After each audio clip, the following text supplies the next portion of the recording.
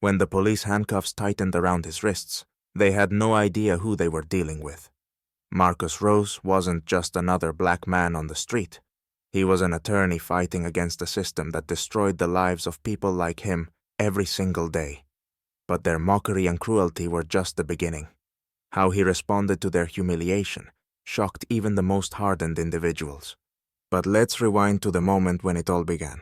Marcus Rose was rushing to an important meeting in the city center. As a human rights lawyer, he often had to juggle cases, but today he was meeting with a new client who was preparing to file a lawsuit against the local police.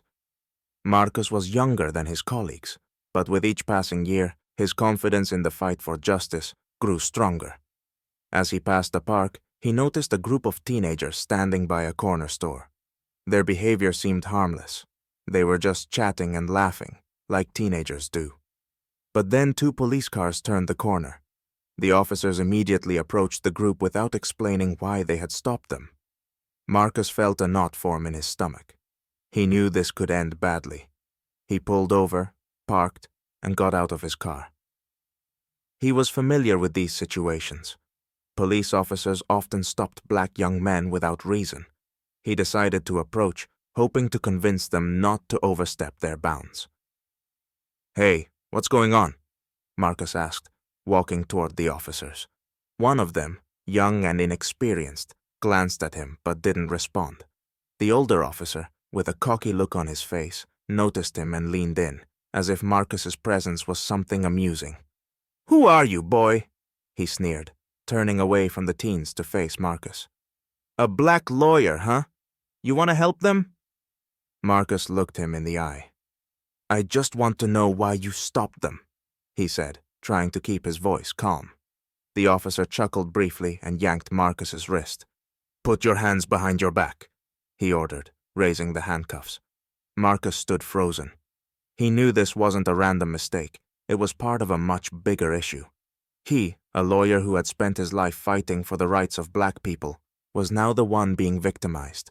The jabs to his shoulders, the cold metal of the cuffs. This was his reality. He tried to suppress his anger, but he could feel the adrenaline rising. "What the hell?" Marcus' voice shook with fury.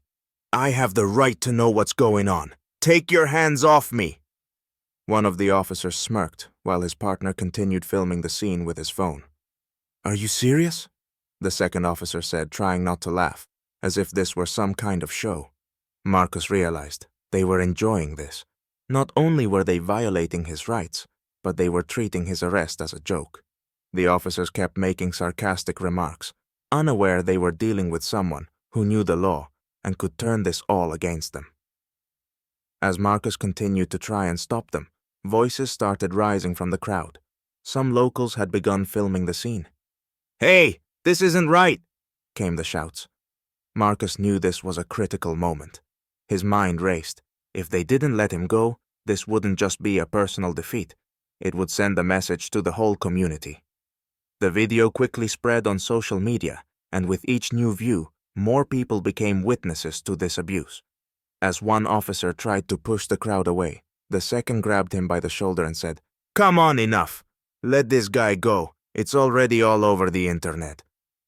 But it was too late. Marcus stood there with his hands cuffed, trying to maintain his composure, but his mind was in turmoil.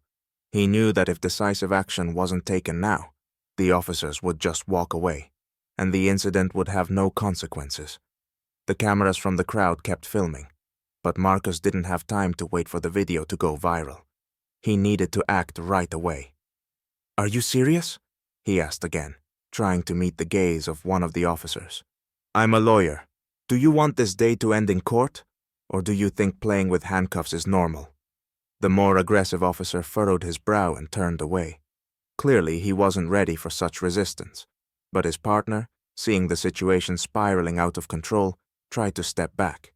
"Come on, take the cuffs off him," he said, his voice more uncertain now.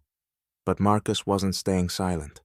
His anger was building, and with each passing moment, his resolve grew stronger. "Call your supervisor. We'll talk about this in court. I want you to know you just violated my rights." At that moment, he felt the growing pressure. While the officers were trying to figure things out, a more senior officer approached. He glanced at Marcus, at his lawyer's badge, then at the gathering crowd. Marcus noticed the recognition in the senior officer's eyes. "Oh, it's you," the officer said, trying to sound calm. He knew who Marcus Rose was. Too many rumors had circulated about his activism and his fight against police brutality. The officer looked uneasy. "Yeah, it's me," Marcus replied, not hiding his anger. "And now I'm going to make sure these cops are held accountable. I'll fight for justice." The crowd had grown louder. People were shouting, "Let him go!" and "No justice, no peace." The incident was now making headlines, and the local news began to cover it. The officer realized this was a moment that needed to be handled carefully, or it could escalate into something far worse. But when Marcus grabbed his phone and started recording the incident, the tension in the air intensified. The video clearly showed the officers laughing, mocking Marcus, and making sarcastic remarks. "You want mockery? Here it is," Marcus said, pointing the camera at one of the officers. "The time for games is over." The senior officer sighed and nodded to his subordinates. "Let him go," he ordered, clearly realizing the situation was spiraling out of control. But when the cuffs were finally removed, Marcus didn't just walk away. He insisted that his actions be documented to show the world that this was part of the systemic racism they had just tried to cover up. "You won't get away with this," Marcus said, turning to the senior officer. "I'll sue you, and you know it." The officer remained silent while the crowd continued discussing what had happened. Some people even started shouting, "It's time for change!" By this point, journalists had arrived on the scene, starting to report on the incident. The video footage from local phones was rapidly spreading on social media. As soon as Marcus was released, he wasn't about to let it go. That very night, he started a petition, and several of his colleagues began working on the lawsuit. The video of his arrest went viral, and soon his story attracted the attention of activists, human rights organizations, and national media outlets. The officers, hoping everything would calm down, soon realized they were at the center of a growing scandal. Within hours, Marcus's video had gone viral. On social media, people began demanding justice, organizing protests and rallies. In some neighborhoods, chants of "Let him go" and "Down with racism" rang out. But there were also those who supported the police, claiming Marcus was exaggerating the situation. Marcus sat in his office, listening to the news. One anchor said the incident was just the tip of the iceberg when it came to systemic racism in the police.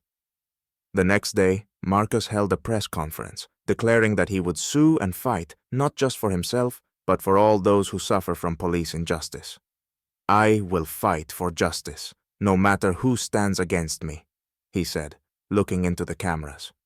The crowd in the room cheered, and reporters began asking questions, understanding that this was the beginning of an important battle. Meanwhile, activists and human rights groups rallied behind Marcus, spreading information and organizing protests. The police started receiving calls, and officers began to panic, realizing their actions had drawn public attention. But Marcus knew this was only the beginning. "It's now or never," he said to Jonathan, his friend and colleague, who had supported him every step of the way. "I won't back down." Soon after the press conference, the real consequences began. The police tried to cover up the incident, but support for Marcus only grew. In the following days, activists organized massive rallies, and the video of his arrest kept gaining millions of views. The officers' faces were now recognizable, and their names began to appear in the news. Marcus didn't wait. He filed a lawsuit against the police, demanding accountability for all officers involved in the arrest. Lawyers began gathering evidence, and cameras were documenting every moment. Public opinion was on his side. A few weeks later, when the situation reached a boiling point, high-profile attorneys and human rights organizations stepped in, intensifying the pressure on the police. The police chief, realizing the potential scandal, began quiet negotiations with Marcus, offering to settle the case. But Marcus wasn't interested in a compromise. "This isn't about money. It's about truth and justice," he said in an interview. The pressure kept mounting, and soon one of the officers involved in the arrest confessed. He admitted to being part of a system that upheld racism and bias.